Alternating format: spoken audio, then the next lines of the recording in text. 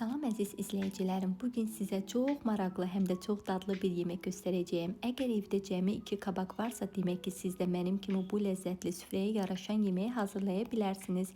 İlk öncə kabakları götürürəm və nazik-nazik dilimləyirəm. Elə nazik ki, bişəndə həm yumuşaq, həm də biraz xırçıldayan olsun.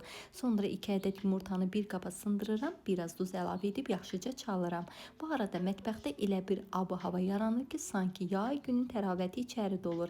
İndi kabakları dilimlərini əvvəlcə yumurtaya, sonra suxariyə batırıram. Suxari onları elə gözəl örtür ki, sanki zər kimi bir pərdə çəkilir üstünə. Sonra bu dilimləri sobaya düzürəm və qızıl rəng alana qədər bişirirəm.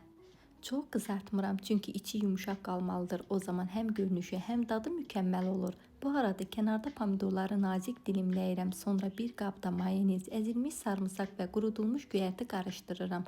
Bu qarışıq elə ətirli olur ki, insanın iştahı daha da açılır. İndi isə ən sevdiyim hissə. Kabakların hər birinin üzərinə kənarda hazırlanmış mayonez qarışımı və üzərinə bir dilim pomidor və kahı əlavə edib, sonra isə sərgəli şəkildə bükürəm, qaba düzürəm. İndi baxın bu gözəlliyə. Rənglər bir-birinə qarışır. Yaşıl, qırmızı, ağ elə bir rəssamın palitrasından süfrəyə düşmüş bir əsərdir. Bu yemək həm uşaqların, həm də böyüklərin zövqünə uyğun olacaq. İstər süfrə bəzəyi kimi, istərsə də əsas yemək kimi təqdim edin. Hər halda hər kəs bəyənəcək, dadına baxan bir daha istəyəcək. Çünki həm sadə hazırlanır, həm də çox ləzzətlidir.